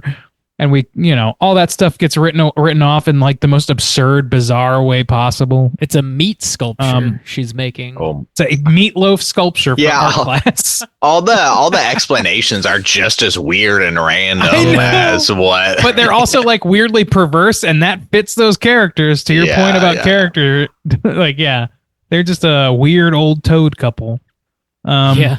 Ed is getting a wart removed, apparently. That's why he just sort of vanishes from the episode. And he wants to Yeah. keep it like hush hush. He's very embarrassed about it. It's what a pretty weird, great. What a weird thing. She has It is an weird. Ed-shaped shovel. Is what it is. Yeah. Because he gave it to her for like an anniversary gift or something, right? To remember me. And they by. like to sleep on power tools. Like that to me is like maybe that strikes me as the most perverse of them all. Like I don't know why. It's like weird fucks. These people are. She's got a power tool in the into bedroom. Oh yeah, Yes. under the bed. That whole Miss Doubtfire rant Just got a that power Robin tool. Williams does when they're in the restaurant at the end of that movie is fucking incredible, Oh, man. Oh, God, it's so good. She's got crabs and I don't mean Dungeness. God damn. It's amazing. I don't know. Yeah, this is like I don't have a whole hell of a lot to add to this other than it's kind of neat that they're introducing kids to like these Hitchcockian type tropes, and yeah, it's very Rear Window, and but it doesn't have the Halloween vibes. The jokes are lighter on this back half. I think I don't think I laughed quite as hard as I did on the first half, and it's just kind of a weird little story. I don't know. Yeah, a little weird. Yeah, I think this show like thrives on its like animated physical humor, and there's Yeah. a little bit less of that in the second half. So that might be what you're feeling. I definitely feel that myself. So yeah. can't believe What are we everything gonna you do? see. Sure can. Can't do it. Yeah, unless you guys have anything else to mention, we can go ahead and rate the two together. Let's wrap it. We Let's got do it. another one to go. All right, out of 5, Rain Deezy, kick us off. Well, Juice, you kick us off. Rain Deezy already did. Out of 5, how do you feel? Yeah, this one, it was fun to revisit. Another thing I wanted to mention that we didn't really talk about is, again, with all these, I want to talk about their theme songs. And this one was fun to revisit in a similar kind of way. This is the first one I did. It didn't make me feel sad or anything, but it's just funny that the B-52s do it. Yeah.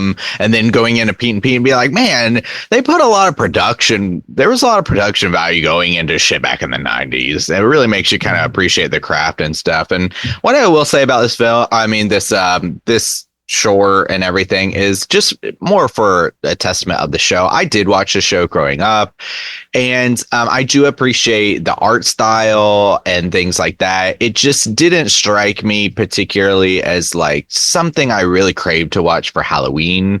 The vibes were okay in the first half. In the second half, they were pretty much gone. And I don't know. I associate this show. It feels more summery to me, or feels warmer. Just the colors that are used and everything everything like that. I didn't find it particularly like really funny. And more than anything, I think it was just fun to go back and revisit something from my childhood more than it was representing Halloween in any kind of way or doing a really good representation of these types of horror specials or anything like that. So yeah, it really was just riding the nostalgia train most of the way, I would say. But the animation is cool, the music is fun, but I think a lot of the humor and stuff is more leans like kind of childish, and it just it didn't like hit me in any particularly like special way this time around. So I think I'll just give this one a 2.5. Wow. 2.5 from Juice. My heart. Yeah. Bob, over to you before Randy smashes it. Loses his mind. How do you feel about this one? Yeah, fairly similarly. I really dig the first half. I thought it had like several good jokes with like Filbert hiding in his little shell and like they pull the sheet off of him and they freak out because he has no head. Like, I don't know. Yeah, there's like some good gags happening. And the hopping Hessian was like an interesting character, and that ending for some reason like really did stick with me when I was a kid. The Halloween vibes and all, it just really worked for me. The second half just felt really kind of flat, just kind of like a story that I was very familiar with, and the jokes weren't really quite there, and it was just kind of I don't know, sort of forgettable. I do think there's like more good than bad though, so I'll go a little higher than you, Juice, I think, with just a 3 even on this. So yeah, it's all right. It's all right. Randy, how do you feel? Wow, heartbroken is how I felt. Sorry. No, I really love this show, and like I think I love the show more than I love this as a Halloween special. I think that's completely fair to say. I do think that like the back half, it doesn't have the Halloween vibes, as it were. It does have like good horror vibes though, and like anything that's like Hitchcockian or whatever, like these, again, like this whole episode when I was a kid, I would have understood the references, generally speaking. And I don't think every kid would have had that experience, but I did. And like, so I have a strong affinity for that sort of thing. And while it doesn't lean as heavily into the physical humor that makes it really, really shine in the second half, I do think it's fun and like completely silly, and looking back, weirdly perverse. And I kind of love that. I don't know. I think that just, I don't want to rate it just on the basis of the show it's from or whatever necessarily, but I really do love these characters. I love the way that the lines are delivered. I love the visuals that they put forward on like the way they animate like certain like really, really intense motions and things like that. Like, I don't know. I really, really like this. I think that it's not hitting the same like emotional resonance as, like I said before, as like a Pete and Pete or other things from when I was a childhood, but it does hold a very, very, very special place in my heart. So I'm going to give it a 4 flat. I think that that's pretty reasonable, considering I'm not shying away from bias here. All right, that's going to put our aggregate... Like you're like Warren on the Simpsons episode, and all of a sudden... Yeah, everything is skewed slightly. I have a lot of nostalgia for The Simpsons, but The Simpsons is around too much for me to know, for me to like give it any sort of nostalgia jump. Like, you can't give it that because The Simpsons have been around every fucking day of our lives. Forever. Our aggregate is a 3.2 for this. Let's jump into our IMDb segment and see what they got to say. Whoa. Ooh, okay. Certified fresh to death. All right, we're jumping into the IMDb score here. Again, it's out of 10. There are 106 rankings counted here that are averaged out. So who did I start with last? I started with Bob, right?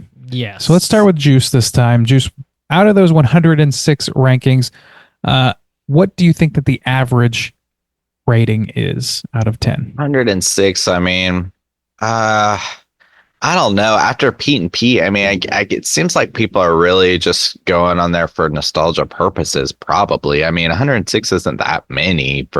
So I guess I'll go higher than I did last time. I'm trying to gauge this ranking system. I'll I'll take Bob's old number of a 7.5. 7.5. All right. Bob, where are you coming in? I think I'll take the under, I suppose. And I'll just take a 7 flat. Fucking idiot.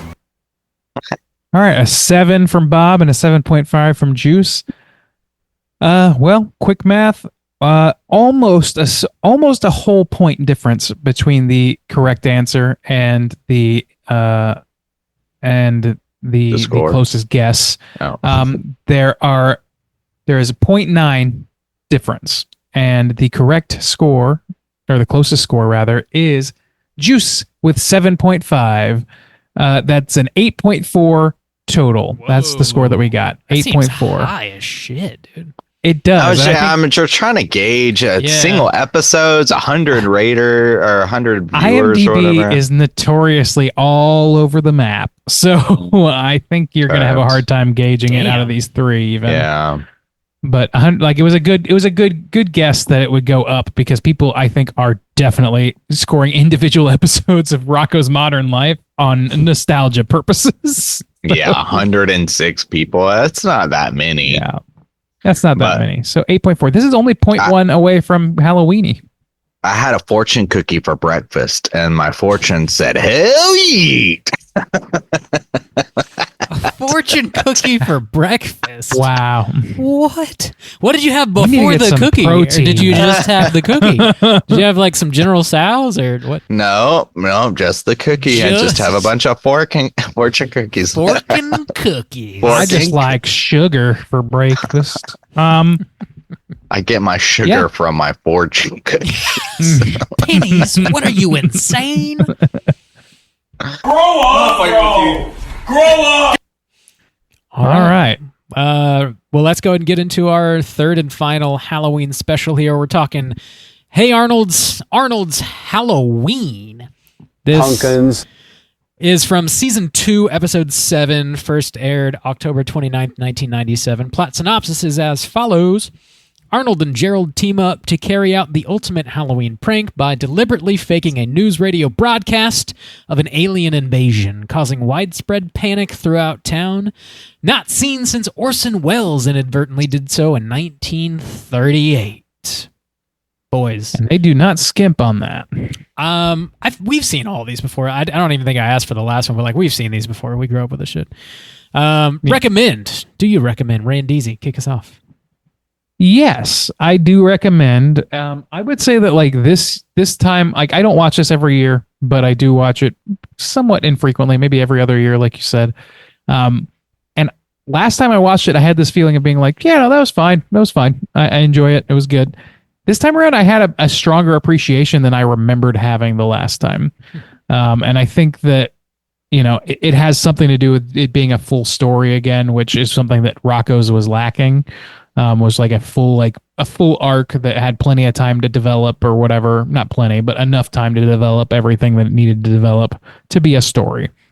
And also, I love this property, of course. I'm never going to be a Hey Arnold hater or anything like that. But, I just really liked the Halloweeniness of it. And the characterization of these characters is so strong. And man, the fucking references that are going on here are so thick and so prominent.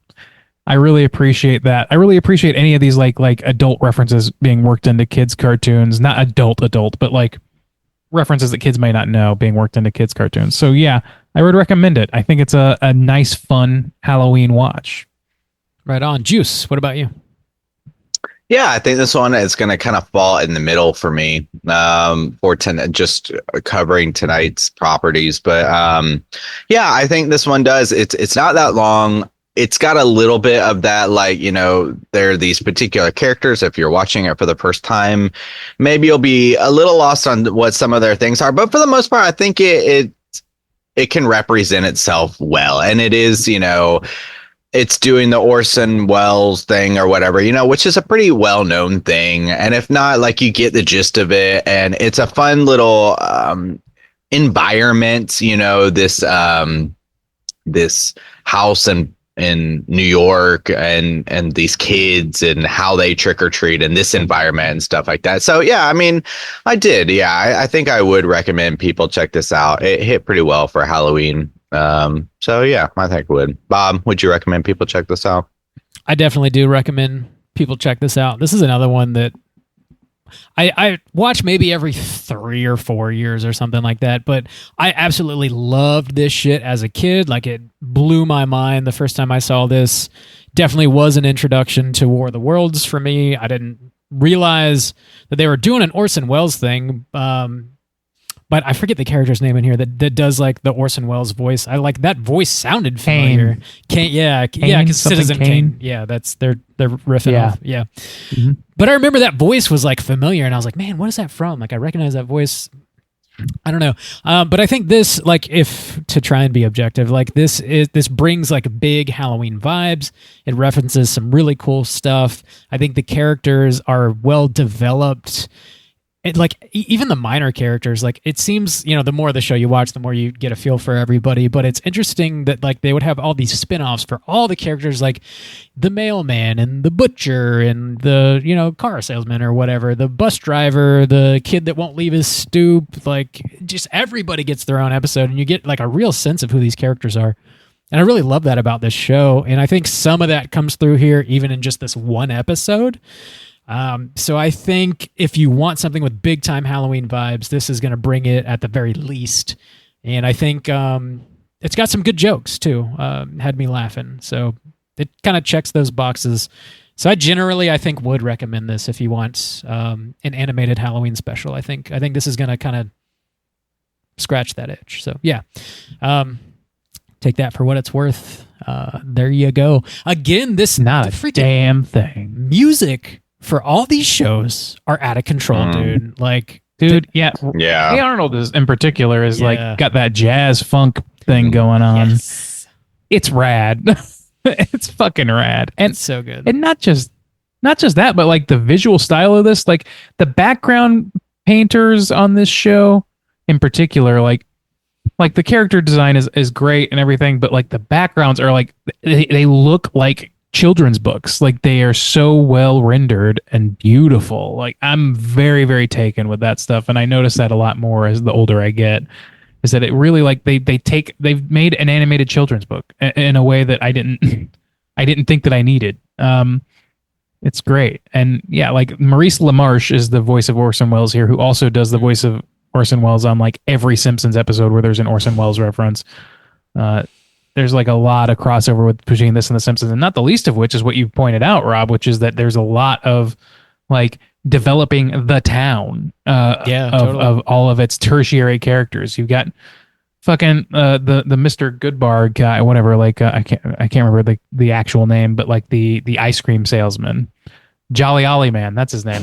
The stoop kid, you mentioned him. There's the guy who's lives with the birds. The Birdman. Yeah. Like, there's all these interesting fucking characters, and even within the boarding house, there's like the abusive piece of shit lazy husband and the overworked wife. There's the construction worker, the short king construction worker. Yeah. There's his grandparents are immigrant. Fantastic too, man. Yeah, they are. His grandma, I forgot, like, that she's just kind of this like low key, she's kind of demented badass. Yeah, she's badass, but also definitely demented, and I mean that clinically. Yeah, it's pretty great. Right. It is. Well, even like watching this as a kid and coming back to it, what I really appreciated too is this. This puts you in a specific place, and kind of going off the characters too. It fleshes it out in a way that I wouldn't be familiar with. And we didn't grow up in a city like this, right. And seeing, just them going trick or treating in this environment, or how it's decorated in this environment, or how people interact in this environment, is quite interesting, especially as a kid, because the world is much bigger, and how people live their lives in that kind of world and how it's different from yours is important, I think, to experience. But then there's similarities too. They're going out trick or treating, but then they're up on the roof and they're running this wire and they're doing these things, and that's just like we don't jack-o'-lanterns. Yeah, we don't go up on our roofs and like just there's no space to go up there and hang out or whatever, So I like that this the way that this just city is kind of set up and how the people live in it. And they're all hanging out in the empty lot, I guess, or whatever you would call it, where the gang all comes together and plans their Halloween, costumes as a group and stuff like that. It's just fun. It puts you in a specific place and it represents it really well. Yeah, totally. The adults in this they're oftentimes like way more childlike than the kids are. Seemingly, they don't have they have more of this like childlike bickering, like two of the Frankenstein. Yeah, two of the boarders screaming about who gets to win and dress up as Frankenstein. Ernie.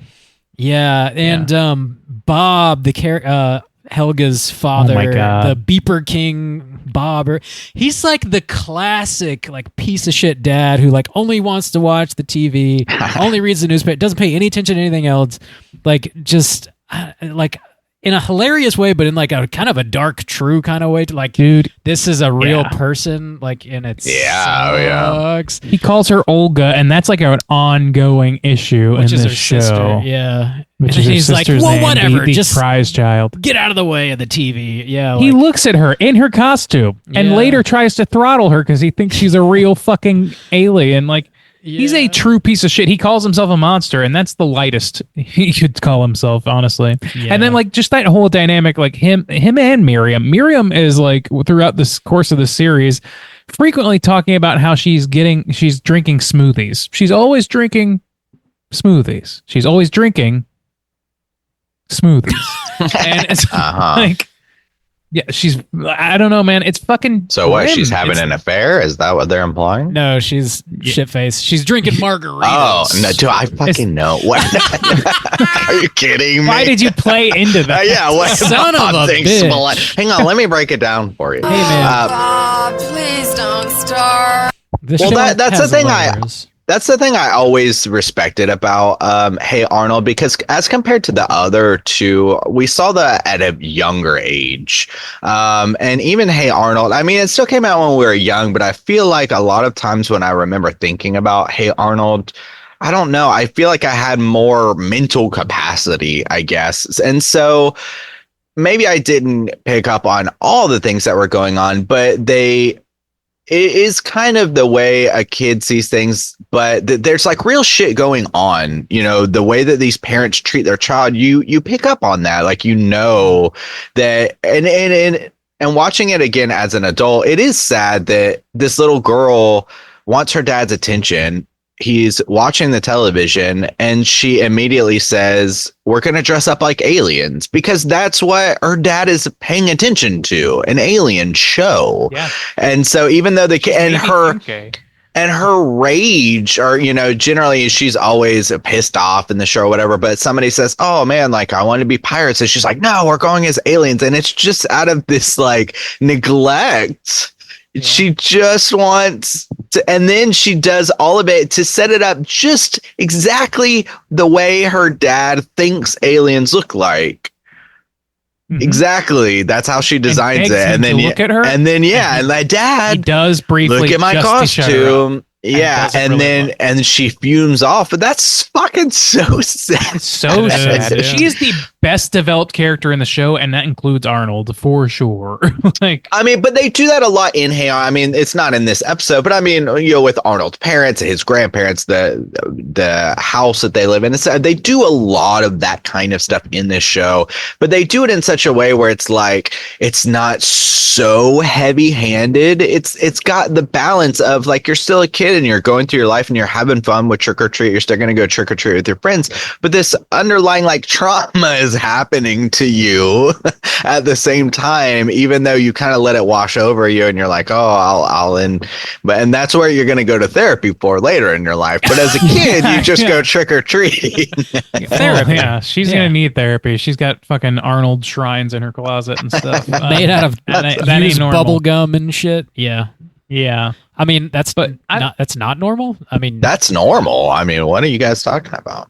Yeah. What do You guys closets have a lot more room than Bob's mine. got his juice soju shrine in his closet made out of blues, I assume. made out? Yes, that's what a boy likes.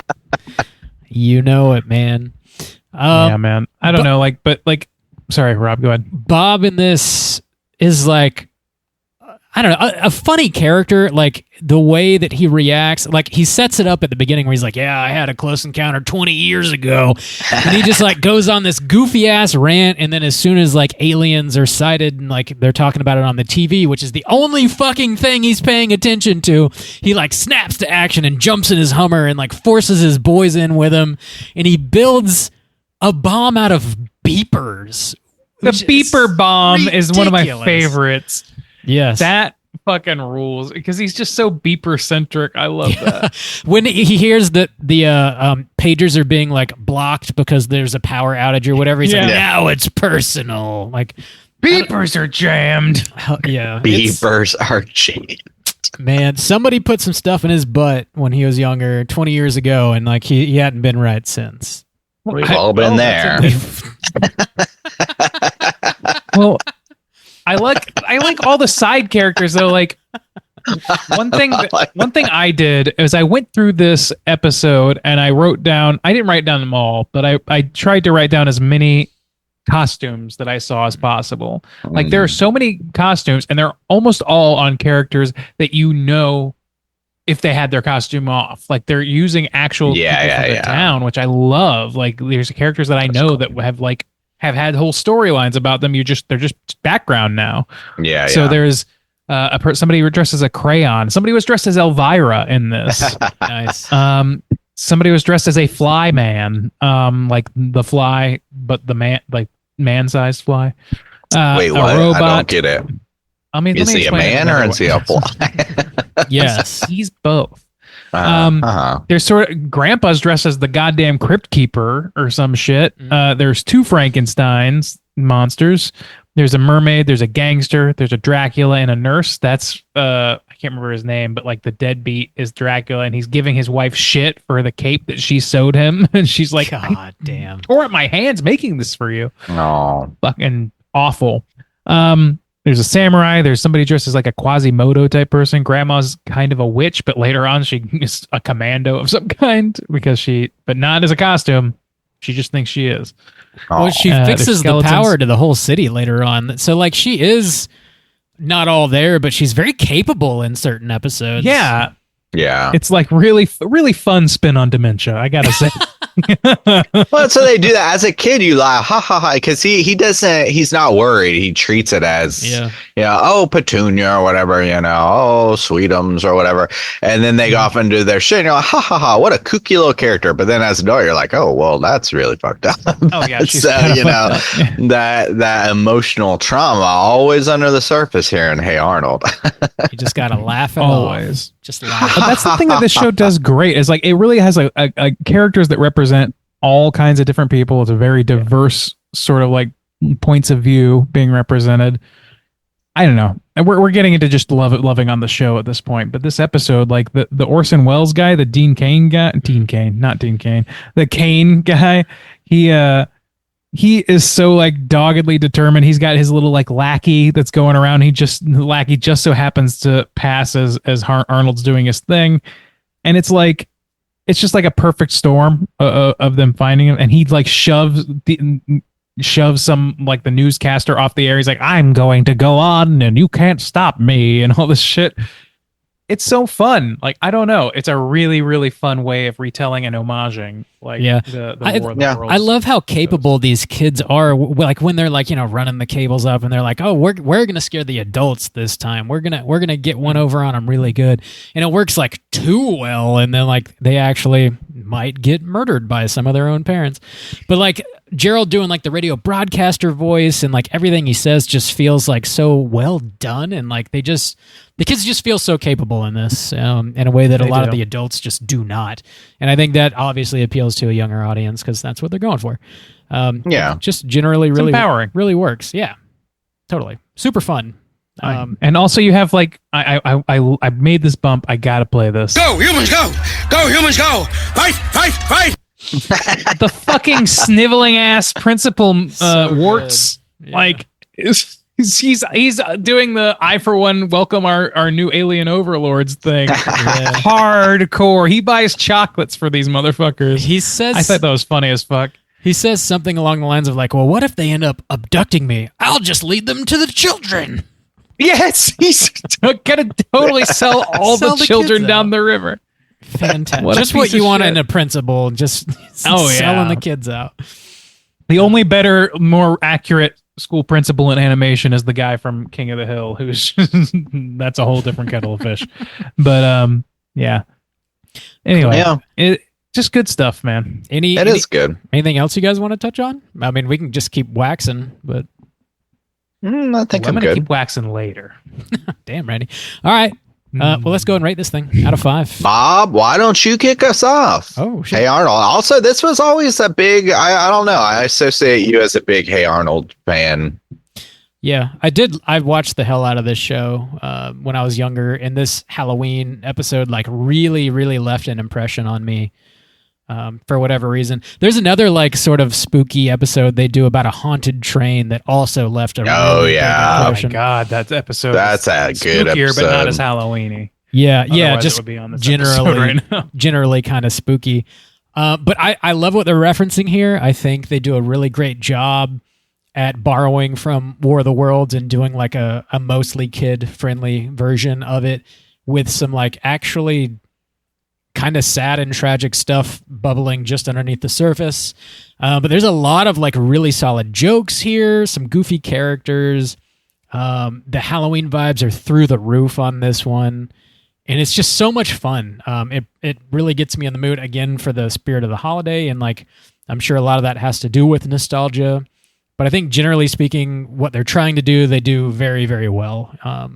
It's another one that I'm going to give a 5 and like probably take that with a grain of salt, but I think it's really well done, incredibly well done. So it's a 5 for me. There you go. Juice, how do you feel?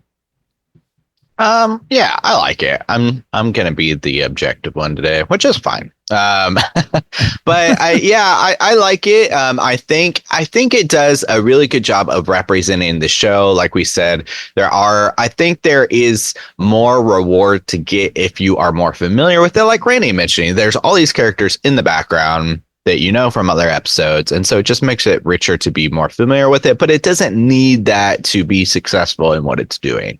And I think what it's doing works like really well for the most part.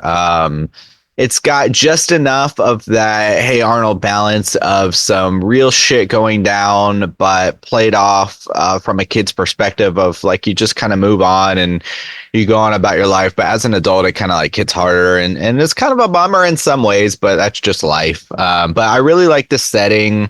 I like how they set up Halloween really well. The characters are fun here. Actually, I would say Arnold and Gerald kind of like take a little bit of a backseat, not a backseat, but I know they're just not as prominent as they are in other stuff, or other episodes or whatever.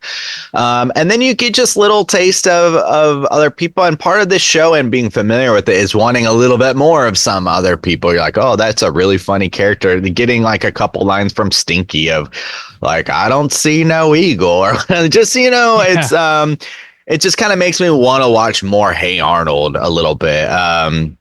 But yeah, I thought this was good. I don't know if it's one that I'm going to be craving. Like when you said, like, for instance, when you said the train episode, I was like, man, I really want to watch that train episode now, because that has always lived in my mind. Is like, that's a really good spooky episode. This one will live in my mind is like, yeah, it's a fun little Halloween thing, but I don't know if I'm going to be craving to watch it. So I think I'll give it a 3.5. I thought it was good. So yeah, I kind of go in the middle of a little lower than Pete and Pete, but still good. 3.5 for me.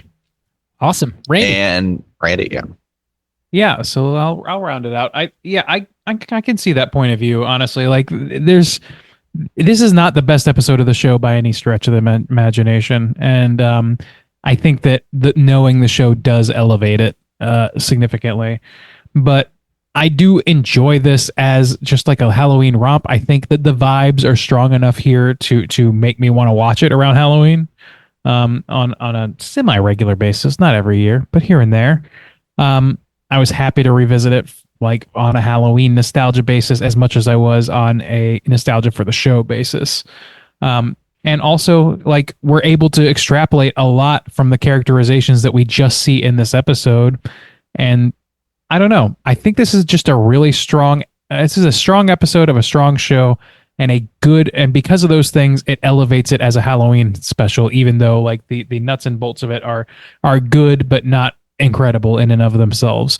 So I think to me, it's like I think that it's stronger in more categories than Rocko, but it is not hitting the depth that you feel in Halloweenie.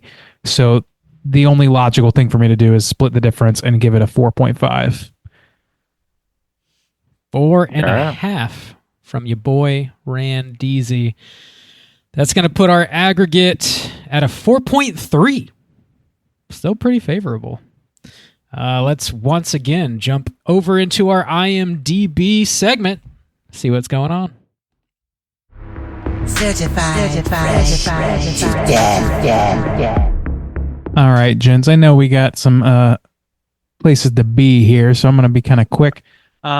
This is has 224 rankings, 224 ratings averaged together here. And I'm going to start with Bob again. Bob, what do you think out of those 224 ratings, what do you think the average score is going to be out of 10? I mean, I generally feel positive about this, but it seems like these IMDb scores are kind of just higher than I would probably think them to be. So I'll take just an 8 flat, I think, on this. 8 flat for Rob. All right, Juice, how about you? How many people rated it, Randy? 224. So a little bit bigger sample size here. Yeah. That is a stank face you just gave. all of these have been higher than I expected. So I don't know. I'm gonna go for a sweep, I guess, or whatever. I'm gonna go for the win, the overall win, and go higher. I'm gonna say Bob said you said 8? Yeah. 8.2. You slut. 8. Dude, yeah. if we tie, Well, Yeah. if you tied, that would be incredible. It's not going to happen, though. I will say that one of you is just 0.1 away from the correct answer. The correct answer being 8.3. So who's going to take it away on this one? You slut. There you go. He took it away from you, Bob. Bob, you got to show more faith in the Arnold. That's hell yeah, sweet. Bubble.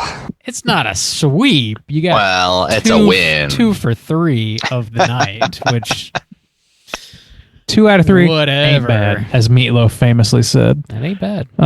My second fortune cookie for breakfast said, "Good things will come your way." Don't break your calorie count. All right, Whoa. be careful. 2 cookies. I know. Jesus. For breakfast. No ice cream today. Wow. Adults. Yeah. Adults. Randy, was that it? You got? I'm sorry. That was it. Okay. That was it. Yeah. Any weird thing to read? Okay, cool. Not a thing. Let's skip Cooter. It feels weird because we're talking about they're cartoons kids, and children. Yeah, whatever. However, that means we got plenty of time for what we've been watching this week. So let's get into it. Hey gang, what you been watching? Juice, why don't you kick us off? You been watching anything? Yeah, just a little bit. I've had just a little bit of time. So I watched The Substance because everyone was losing their shorts over it. And yeah, it was good. Maybe a little overhyped at this point. So maybe if you haven't seen it, just kind of lower those expectations, Scotch. But those expectations right on down. Bring them on down a Scotch. But yeah, I liked it. I thought it was a good horror for this year. And it was pretty wild ride. A little long for a horror movie, though. It was like 2:15 or something. It's like, whoa. Yeah, it was kind of long. A lesser movie could have had a real problem with that runtime. Yeah. Yeah. But it was good though. I liked it. And then I did also too. People have been bringing it up even like last year. I remember Matt called in about it. Somebody mentioned, one of our guests mentioned it recently, or we mentioned it on the show, that Garfield Halloween special. So I went ahead and watched that one, and it was good. Yeah, I liked that one. And maybe I had seen it as a kid. I'm not 100% sure. Or maybe just people have been describing it and I had a picture in my mind. But yeah, it was a fun little Halloween special. And then the only other thing I've been watching was I've mentioned it the past 2 years at least, I think, but that kind of Mickey Mouse autumn special or whatever, where him and Goofy and Donald and their ladies, they all go up to this like pumpkin ranch or whatever, and there's this small town, they're having autumn festival, and then they get the maple syrup, and then they try to grow the largest pumpkin, and it gets mutant, and it's so great. It's only like 20 minutes long. Mickey Mouse, yeah, right? The modern Mickey Mouse, and it's so funny, and it's got the vibes. It's really good autumn stuff going on, and not necessarily Halloween, but I mean the pumpkins do become like little monsters, and so they have to, like there's this little thing. So yeah, it's really fun. And I really like that show, and the animation style and what they do with Mickey Mouse. So this is, I think, the third year running now where I've watched it. That is one that I kind of like crave, and it's easy to just kind of like throw on. And so maybe eventually one day we'll be covering that one. And around probably episode 1000, we'll probably be ready to go ahead and throw that one into the tricks or treats, and it'll be nostalgic at that point. Christ. Can we get a straight chilling pumpkin ranch? I remember when I was in my early 20s and watching Mickey Mouse and Soul. I was so young and stupid. But very sexy. Oh Lord, how the ladies did fall. That's when my cult was just getting started. You can't have it all, can you? Spicy. But yeah, that's all I've been watching. Bob, what you been watching heading into October 1st? A few things. So I watched this movie called Snack Shack, which is supposed to be a comedy, but I didn't think it was all that funny. It was actually more of a drama, I felt.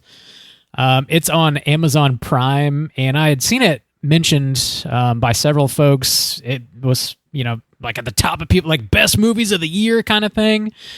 And it's about these two 14-year-old kids in the 90s, and they take over this snack shack at the local pool, and they're selling a bunch of treats and stuff and making money, and they're just young enterprising adults or young adults, I guess I should say.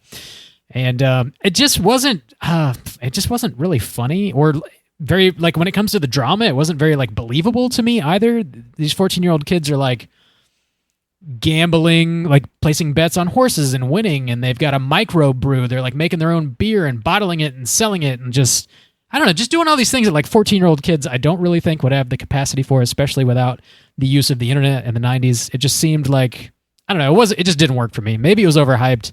I don't necessarily recommend it. It's also like 2 hours long. Way the fuck too long. Not very funny. Who's got the time? Apparently I did.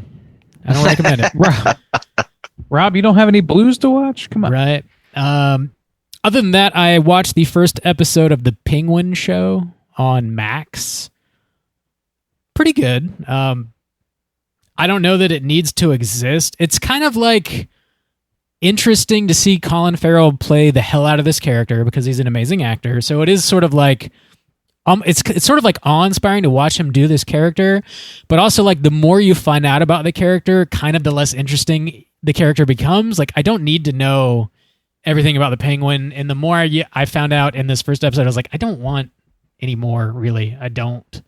But it was just episode 1, and he sort of takes this kid under his wing, so to speak, and it just feels very unbelievable. And like, I don't know. It kind of worked for me, and it kind of didn't. I will say Colin find it Farrell. very I weird mean, that you without invested seeing the time into that. without having seen the show, his performance as that character is good. But Yeah. show. Yeah, I never watched the movie that's from. So Oh, okay. It's good, and it's actually Halloween. sneaky Halloween movie. Yeah. Yeah. But It's also like So, 2.5 Randy, hours, and watch you've it. got the I'll add time. it to my thousands long list. 9,000. It's pretty good though, honestly. It is good. Yeah. Yeah. So yeah, that's a very light recommend for me so far, just that first episode. Also on Max though, that Uzumaki show, there's like a preview. Oh my god, I gotta check that out. on that. Randy, you will shit your fucking pants, and it's only 30 That minutes. based Dude, on the film or whatever. No, it's based on the comic book. the Yeah. graphic Okay. novel. Yeah. And they just had the first episode drop this past Saturday, but I haven't seen it yet. Is that what you watched? Yeah, that's what I watched. Yeah. Okay. I thought it was a preview, so I guess the season just started then. Okay. There's only 4 episodes, I think, total. Something like Shit. that. Okay. Well, this first episode is dope, and I definitely recommend it. Cool. The animation, like I don't really know anything about animation, but it looks amazing to me. And it's like really fucking spooky and fucked up. It gets pretty twisted, and it's just neat. It's just different and neat. Definitely recommend it. Twisted. Yeah. Don't get it twisted, bro. No, what's incredible about this show, from having seen the trailers and just like all the promos or whatever, it looks remarkably like the source material. Like it looks so much like Junji Ito's actual drawings, like to the detail. And like that's an incredibly hard thing to do because he's a very detailed artist. Like he's like, it's all line work for the most part, but it's very, very like intricate. So that's what was blowing my mind about it. They announced this thing like what, 2 years ago, something like that. It was so there long is ago a film too, right, based on this source of there material. is a live right? action film that was widely okay. disliked. as I Okay, understand it. okay. Yeah, But I haven't seen that. fucking rad. I think you'll I haven't love either. it, Randy. Especially like I'm definitely- already so excited about definitely it. watch that. But that's about it for me. What you been watching there, Randy? A handful of things. I watched a couple episodes of Haunting of Hill House, just thrown on while we were doing some work, and it's just an excellent thing to have on in this season for that. It's go time, Watched boys. Halloween 2, the not the Rob Zombie one, Thank God. the Oh, the John David Carpenter Gordon one, the one. Oh, okay. Yes, yeah. No, I watched Halloween 2, which it has never been like top of my list for them. Like I'm been a little bit surprised. Yeah. But I've just seen the original so many times, and I don't want to go to anything more modern than that. And I just wanted to watch a Halloween movie, so it worked out. I Not had a good time with Ends. You don't want to go to Ends. I didn't really. That's feel not like the one you want to watching watch. Ends. You've seen it I so wanted to much see a already. Michael Myers movie. So, Sick burn. yeah, yeah. I watched The Substance. Not a Corey movie. You don't want to see. I don't know. Corey if I wanna see- Cunningham. Yeah, nailed it. There Corey you go. Cunningham movie. Oh man, those are scary. The infamous You get it? Halloween killer. The Corey alliteration Cunningham. there, the I double. got it. Cunningham It really is gonna sticks get in ya. your mind. Yeah. It really Um, lodges in there. Clearly. Yeah, I watched The Substance as well. I'm going to reserve some talk chatter on that because we've already basically covered it, and also we're planning to cover it in detail. I think later potentially. Whoa, Potentially. spoiler. Ooh, a little tease. And then also Rebel Ridge. I got a chance to watch that. I've been hearing great things about this. I was very excited to watch it because I love what's his dick. Help me out, Bob. What's this director's name? Oh, you're talking about the dude that did Green Party Room and Green Room and Oh. oh god, Saulnier. I got it. Jeremy Saulnier. Yeah. Yeah. So this is a great action movie. It's like kind of long, but it doesn't feel long. And man, the only miss about it is that it's not called Red Ridge or doesn't use a color in the name to keep that theme going. That's just a big miss. Blue Ruin. Green Yeah. Ruin. What the Red fuck? Ridge. Come on, man. That would be It's right his there. trip split. Yeah. But this is a really, really great action movie that the whole conceit of it is this guy who's traveling down, just biking down the road and gets rear-ended by some cops he couldn't hear because he had his headphones on, and he has $30,000 in cash on him, and they just civil forfeiture it from him. Story of my life. Yeah, and it's weirdly like committed to telling a possible story from a legal standpoint about how things operate and how like difficult it is to get out of people and things like that. But it's a fucking action movie, and I don't know, man. It's tough to get into specifics, but it is really fucking good. If you like Green Room, it's got those same feels. Beck was watching it with me and said basically like, this reminds me of that movie, that Green movie. What's that movie called? Like, independently, I had no idea. We had not talked about it. And they weren't even paying full attention. They were working on the side. And like, he's got a style.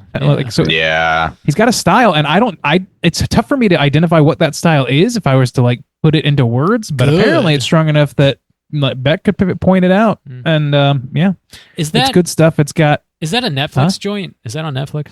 It's on Netflix. Okay. It's got Don Johnson. It's got James Cromwell, Anna Sophia Robb, who I recognized as being from the Charlie and the Chocolate Factory movie, which is not a movie I enjoy, but she's great. And Aaron Pierre, who I had never seen before, is the lead, and he's very, very engrossing as a lead character. So, or lead actor, rather. Right on, dude. It's a good movie. Check it out. And then a couple of games, real quick. Legends of Zelda: Echoes of Wisdom came out this weekend. And what? I have not been able to play more than like an hour of it so far. Just haven't had the time, but I've enjoyed it so far. It's very, very like much like bridging the gap between the 2D Zeldas and the sort of ethos of a Breath of the Wild, where it's kind of like giving you a lot of tricks up front and allowing you to sort of play. But I haven't gotten to like play too deeply yet. Like I said, I've only played like an hour, maybe two. But I'm enjoying it, and I love that art style a lot. It's in the style of that Link's Awakening remake. It's good stuff. And then a game that I am starting to become hopelessly addicted to is a game called Balatro, which is sort of like a card-based, like a playing card-based game that operates similarly to like Hades or other roguelike games where you kind of like do runs and you like you build a deck a certain way. It's a deck building kind of. It's very, very, very easy to sink time into the thing. I'm starting to worry it's going to become too habitual, but it's fun, man. It's a lot of there's a lot of dopamine rushing with that game, so I've got to be careful with it. It's fun though, and apparently a lot of people are very addicted to this as well. I'm coming to find. That's like a $10 game that it's been out for a long time, but like it just came out on mobile, and somebody had recommended it to me, so I tried it out for $10, and it's it's an easy way to sink a bunch of time, and if that's something you're looking for, which I shouldn't be, but I did anyway. Good man. So that's it for me. Got a lot of time to burn these days. Yeah, tons of time. Go ahead, it's very and like download mind that off, real quick. dopamine on. Like. Cool. Well, boys, we do have one voicemail, so let's go ahead and get into our Hotline Screams. Hotline Scream.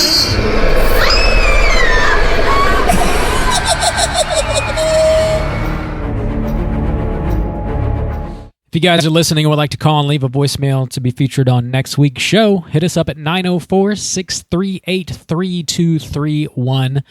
Today we're going to hear from our boy Steve. Let's hear what he's got to say. What's happening? My most gentlest of mangs. How are you fellas? It's Jet Ski Steve. It's a lovely day here in New Jersey. It's very fall-y, very crisp. I am digging this weather. Just wanted to check in quickly and bring you the news that I had a dream about you boys the other day. Now, unfortunately, don't get too excited. It wasn't that kind of dream. But I can always keep trying. Am I right? So here's the trick for any of your loyal listeners who are jealous of my experience. Step one, listen to the podcast. Just have it on. And step two, be exhausted and fall asleep. And I guess that's what did it because, I had a dream I was hanging out with you guys. Nothing of note was really happening. I think we were supposed to be at one of your homes. I also have no idea what any of you look like. So, who knows who knows who was really in the dream. But you guys didn't really seem to want me there. You were kind of tolerating me from what I could tell. So even in my dreams, I'm a nobody. But I did realize that I was dreaming, so I'm like, oh shit, I can fly. So I started flying around, and that was kind of cool. So that's number one. Also, my girlfriend and I watched that movie Lake Mungo the other night, and I could have sworn that you guys had reviewed it, but maybe I just heard one of you mention it, and I was conflating that with hearing that you had done a review on it, because I watched it, went through your podcast, didn't see an episode, so I might have been mistaken. But God, that movie, from what I can see, generally gets praised pretty heavily, and I thought that movie fucking sucked. Oh my God, I was so bored. I don't even know if there's much to spoil, but I'll try not to spoil it in case anybody wants to watch it. But God, I thought it was so long, boring, and grating. I know there's that one super scary scene that everybody talks about, and I was like so pumped. I was waiting for it, and I was like, that was it. My girlfriend was not happy with me. Like I owe her something. She's like, can we turn this off? And I thought I was going to get good, so I forced her to keep it on. But okay. Hope you're all ready for spooky season. It's a-coming. Bye. Buddy, we got to work on that self-esteem if you feel like a nobody in your own dreams. I don't know what to tell you about that. Also, we've got a YouTube with hundreds of behind-the-scene videos that have all of our faces in them. You can see what we look like, but... We're like really good-looking men, so you should check us out. In one episode. In one, yeah. At least one. At least one, yeah. At least. Probably 10. The upper male nudity is rampant on the YouTube. Rampant. Oh, yeah.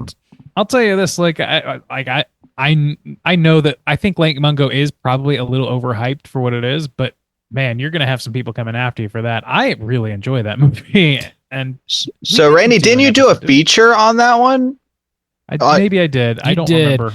So, on waxing the yeah, that's what it is. I know. It's like I feel like I did Okay. an episode on that. That's why. Okay, Yeah. I talked with the boys Jim and Steve over at Waxing the Porpoise about that movie. I really enjoyed that movie. It's got a lot going for it. I think it's more thinky than people I think are prepared for. Like it's got a lot of like there's a lot to decipher, sort of, or like to feel out, and it's really just a feeling of oppressive sadness that I get from that movie. Sounds great. Which is something that sometimes I like. So 5 stars. So check out Waxing the Porpoise. There is a full review over there featuring Randy. So, maybe they'll shine some light on some stuff that maybe will help you enjoy it more. Do you remember? Did Steve like it, Randy? Or did I Steve don't not remember, like it? man. Oh. Like you're asking It's me a to real remember wild things that happened card. more than a week ago. I'm just curious because I was thinking about Steve, the caller, and if he didn't like it, then maybe it would be worth a listen all to Steves hear. are alike, aren't they? Steve. They're all the same. Okay. No, I think Steve was lighter on it than myself and Jim, but I think he was ultimately kind of like Still positive. my feeling was that he was like edging towards positive. Yeah.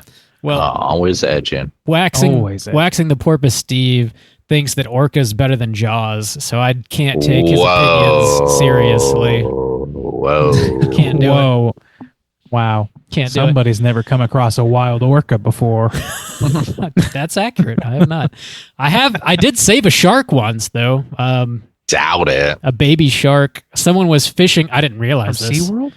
No, on the beach. I was walking on the beach. Someone was fishing and caught a shark that was like maybe 1.5 feet long and like had dug out a hole and like stuck it in the hole. And I was just walking along. I was like, oh fuck, this thing's about to die. So I picked it up and put it back in the ocean. And then like kept walking, and then I turned around and realized that there was this dude fishing who was like staring in the hole, and I was like, "Oh, fuck that dude over." Oh, well. Thanks for calling, Steve. Always just good to hear from you. fucking up some fisherman's day. I did, yeah, I did. I'm really like.